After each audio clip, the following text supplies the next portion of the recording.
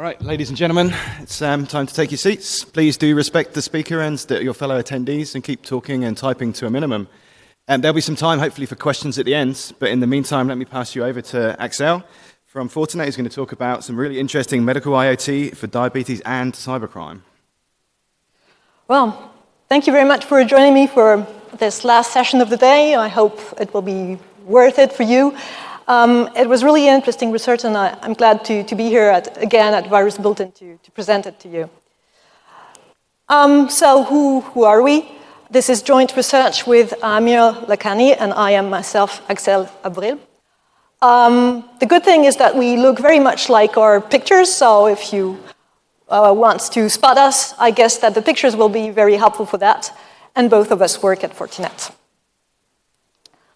We'll jump straight into the topic. So, medical databases are leaked. You probably know that, you've heard that on the news quite regularly, actually. I heard that there's really well over 400 incidents per day. Some hospitals or other healthcare institutes get compromised with ransomware, for instance. This is quite typical. Although this is a concern for us as researchers, we hear those news and we try to react to that. It's not that much news or interesting to the man in the street, I'd say, because, well, they are perhaps a little bit concerned that somebody else might be seeing their medical record. But besides that, they do not understand how this could be of any interest to cyber criminals. So, not that much concern there for them. Again, we also have lots of vulnerabilities on medical devices. I kind of recall since, let's say, March or something like this year, vulnerabilities on X-ray devices, on anesthesia machines, on insulin pumps. This is all since March or something like that. So, pretty scary stuff. But same even for some of us, this just looks like, okay, this is yet another funky vulnerability, but people don't feel really that this is going to be real or happen to them and that there is really any risk there, right? So based on that, based on the fact that, well, people didn't really feel that concerned, we thought, okay, for our research, to make it more practical, we are going to do some research specifically on one disease, diabetes. Right? So actually, it's not one disease, diabetes, as you may know. It's actually more a group of disorders which affect, well, the level of blood sugar. And it's quite complicated with several types, several different treatments for that. But it affects over 8% or 9% of the population worldwide. So, well, perhaps some of you in the room are concerned. So we thought it was kind of interesting to do some research on and think about those people when they have diabetes and they want to use some medical IoT. What threats are they facing, really? Okay. So, when you have diabetes, you usually have to check your blood sugar level regularly. So then what happens is that most of the time you prick your finger, get a drop of blood, and from there you measure the amount of blood glucose that you have. And depending on that, well, you react. For instance, you inject some insulin or not, whatever. All right. The problem is that you've got to do that depending on your condition, between twice a day to 10 times a day. It depends very much. But this is really burdensome. So this is where IoT, for once, is not just a funky gadget. It's really helpful. You have a sensor that will collect your blood glucose and will measure it for you. And then you don't have to prick your finger all the time. You just scan with a smartphone close to the sensor, and it gives you your current glucose level. Right? So this is really kind of helpful for people. So I tried. I do not have diabetes, so this is the first time I'm kind of donating my body to science for research. So I was a bit scared, but actually it's really not a big thing because the needle is extremely thin because for those sensors you are not getting the glucose level from a blood vessel, but from interstitial tissue just beneath the skin, right? So it's not really very painful. It's actually far more difficult to remove the sensor than to put it on. So this is what it looks like. You get a box where you basically have on one side the needle and the sensor, and on the other the electronics. You reassemble both. You apply it, most of the time on the arm. And then you have an application on your smartphone, and you activate the sensor. Basically, this begins the calibration period for the sensor. And then you've got to wait 60 minutes for the sensor to become operational. It kind of calibrates with your body temperature and things like that. 1 hour after, well, you can start using it, and you can scan with your smartphone, and it will give you the current glucose level that you have. And then 14 days later, the sensor expires, you've got to remove it and buy another one. Okay. So, well, I started, of course, one of the first things we start in those cases is to tear it down. Not that I tear down everything I get in my hands, but, well, in that case, yes. And it's pretty good news because it's really well designed for once. You've got a custom Texas Instrument chip on it with custom firmware, with custom commands in there specifically built for this purpose here. We also see that it has been thought for power consumption, so that the sensor could be stored away, for instance, in pharmacies for months or years without the battery depleting. This is a concern for them, of course. So it was really nice to see.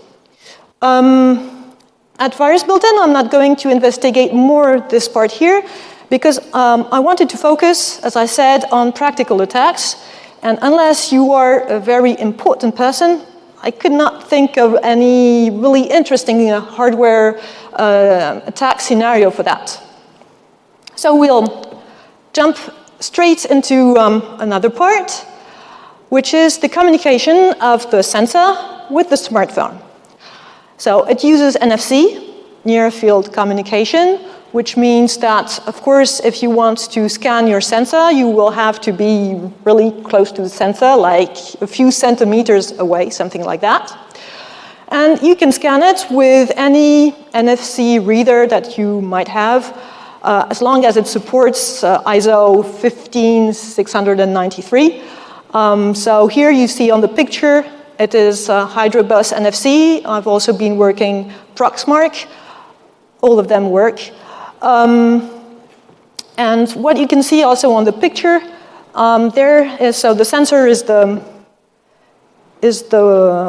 white part there, and then you've got a sponge. So basically the sponge is cloning myself. Well, it's a replacement of my arm because at some time I become a little bit bored by, having the sensor on myself. So I took a sponge, poured hot sugar and hot water on it, and, well, I get some readings that way. One of the things you can notice is that I told you, well, we can read the sensor with any NFC reader. So this means actually that there is no authentication there, right? Anybody can read it. There's no pairing, no bonding whatsoever, which also means that if you are in a bus packed with people and somebody is very close to you, well, that person could probably read off your measures without you knowing anything about it.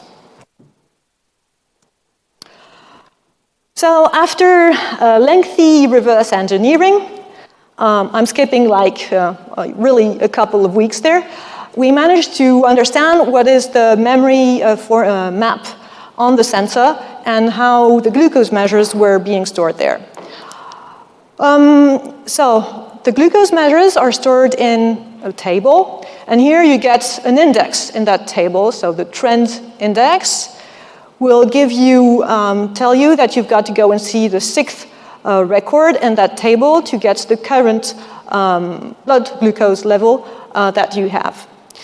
All of these records are 6-byte records, and then, well, you don't have that much memory space, right, on the device. So as you have one measure per minute, after a while, it will be full. So that's when you write a history record. And then that is why you have a history index to tell you, go and see, for instance, in that case, 3rd position in the index.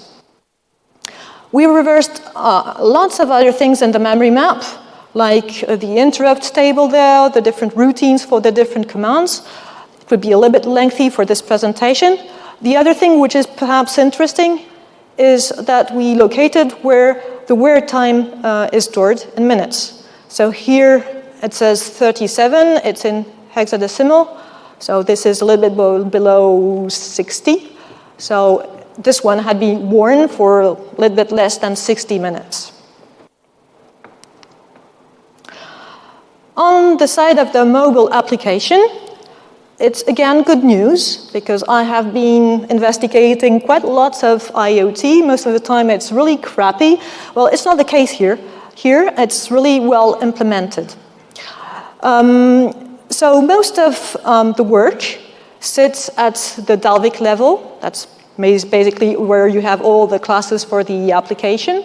But whenever it is asking to do something which is a little bit sensitive, like collecting the glucose measure or the wear time, it delegates it to the native library, which is down there in violet. And that's the native library who's doing the job there. And this one is obfuscated, and really heavily obfuscated, or at least we haven't managed to be reversing it. I have asked several people for help, and I know that they were quite knowledgeable in reversing. But so far it hasn't worked out either. Some of them are in this room, actually. So with IDA Pro, it doesn't give any results. Radar either. Ghidra, it actually says invalid instruction at some point, but then you get crappy disassembly. So we're a little bit clueless there at what is happening, but at least what we can know is that the guys who implemented it did a really good job for their obfuscation. The things I don't like that much is the amount of SDKs, third-party kits, which are there. There are really lots of those. So for an application that could probably hold in 5 megabytes or so, well, it is taking lots more of places because it is using an Airbnb SDK and Evernote. So for Airbnb, I was really wondering why. It turns out it has nothing to do with Airbnb except that they are using an Adobe After Effects library, which is implemented by guys from Airbnb. But yet, it's like increases the attack surface, of course. And finally, well, there's quite a big community for people using this type of sensors, so there are also open source alternatives from the official application. One of the things I don't like either that much in the mobile application is that, well, everything that you do on the mobile application, therefore, to check your current level, if ever you check, you press a button, go in a menu, scan yourself, whatever you do, it creates an event, records it, and then every 5 minutes or so, all the bunch of events are sent in an anonymized format to a Firebase database, which is remote. Right? So, true, it is anonymized, but it really tracks your every move, or your every movement there with the application. I'll leave you up to you if this is acceptable or not. So, summary. For the hardware, pretty okay. We have an event tracking issue on the mobile application. We also have the issue that, well, the sensor can be read by anybody, right? No authentication there. And then we have a vulnerability, but this one, well, you'll probably hear about it in a couple of weeks, but I can't discuss that one today. Anyway, I'd say that it's not perfect, but it's not too bad either. And basically the question that people will ask then is, okay, well, cyber criminals are not interested in attacking a diabetes application. So, is this true or not? Well, I claim this is wrong, and I prove it by the fact that we have located and found several malicious diabetes management applications. So they pose as diabetes management application, but they don't do only that, or they don't do it at all. They are malware, right? A few examples. So the first one on the left side is the most funny or cynical, I don't know. It will compute your life expectancy, right?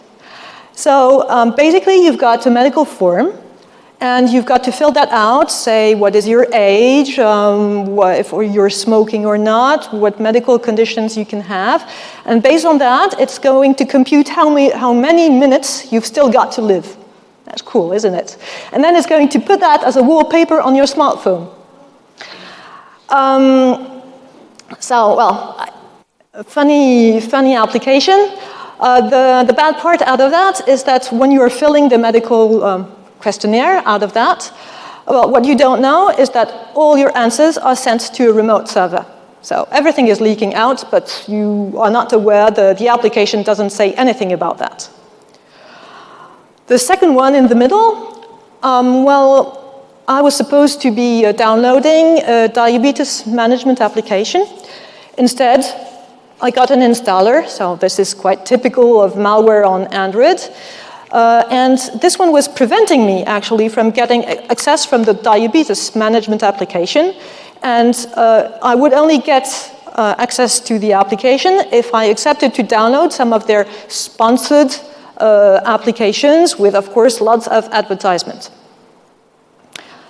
And so the last one on the left was giving you, it's a diabetes advice application. I'm not able to comment on the advice it is giving, but what I can say is that it gives you also lots and lots of advertisement, and it virtually tracks whatever it can. So it gives out a list of all the installed applications that you have on your smartphone, your GPS location, of course, your IP address, so, well, lots of other information, again, typical spyware. So we are at virus built-in. This is already quite scary, but I know that our virus built-in, some in the room would probably have loved to see something even worse than that. I think we can still be quite lucky that it's at this stage. What you really have actually to keep in mind is that actually this is already very interesting for cyber criminals. Why are they attacking those diabetes applications?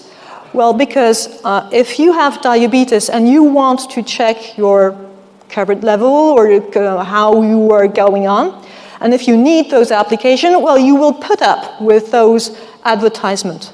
Because you'll say, oh, well, I need it. Okay, so it's okay to I'll have to look at those ads, but never mind.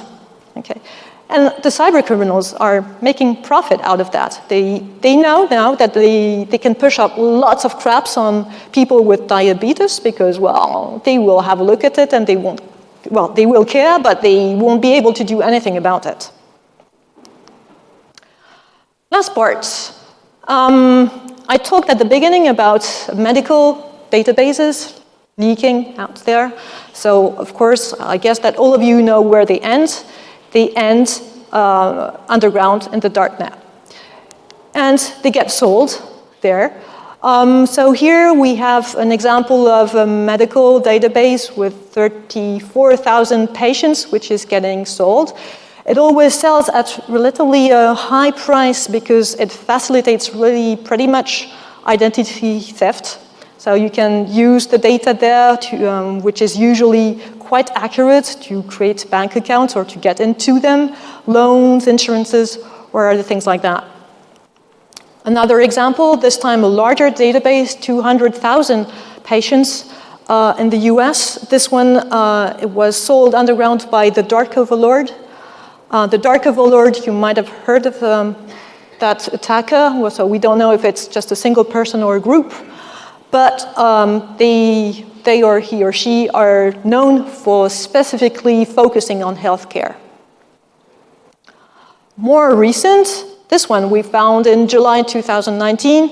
An attacker, a cyber criminal known as Monster, is selling Canadian medical records online. And at the time we looked at that, the guy already had 233 positive feedbacks from people there about selling the records there. So he's selling the database by chunks of 100 there. The cyber criminals have quite often to establish some level of trust with the buyer, right? It's not always very easy for them to say, okay, I've got that. Well, the buyer has to believe that they really have it. So from time to time, they post online things to prove, evidence to prove that they do have the medical records there at their hands and available. So here, the dark overlord posted an entire medical record of a person. We blurred lots of it because it is a real medical record of a real person. But it is really extensive there. So here at the top there, you've got the list of appointments. All the appointments of the person. Then you've got, well, the identity, date of birth, address, and things like that. Diagnosis, the list of medical results, MRIs, scans, X-rays, things like that.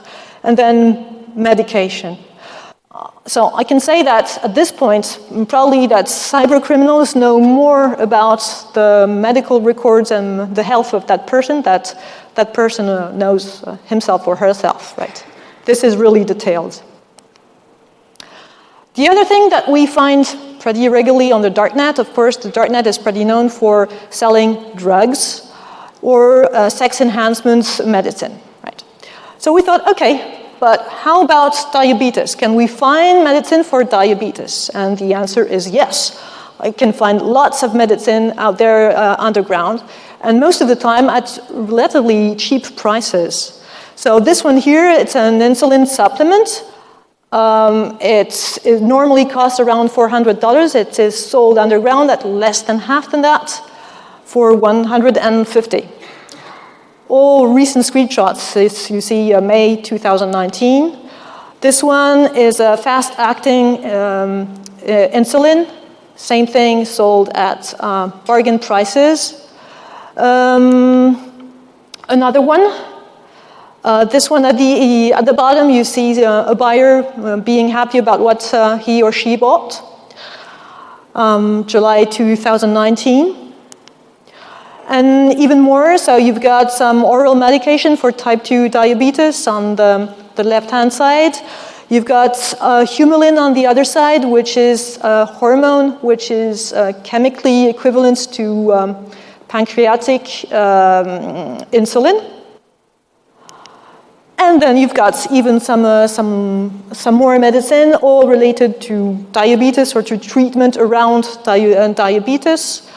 You can find, for instance, pregabalin, which I believe is for diabetic neuropathy, to treat it. You can find it in form of pills or directly the powder.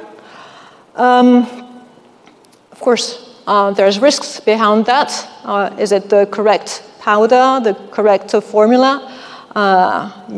It's underground, you have no guarantee over there. The other medicine there also, you've got to be careful about some of side effects. So there's one there. So side effects were suicide, cancer, abuse, addiction. Whole program is in there, right? So be careful with that. Other things that you find is also forged health cards. So we found some for Canada there. The prices vary pretty much depending on how good the forgery is, right? If it's just scans, it won't be too expensive. But if you want really a real card, just like here, so here it's a Blue Cross Blue Shield card, double-sided with plastic and everything, well, then it's more expensive. And now, if you don't feel like going to work tomorrow, well, you can buy some doctor's notes underground.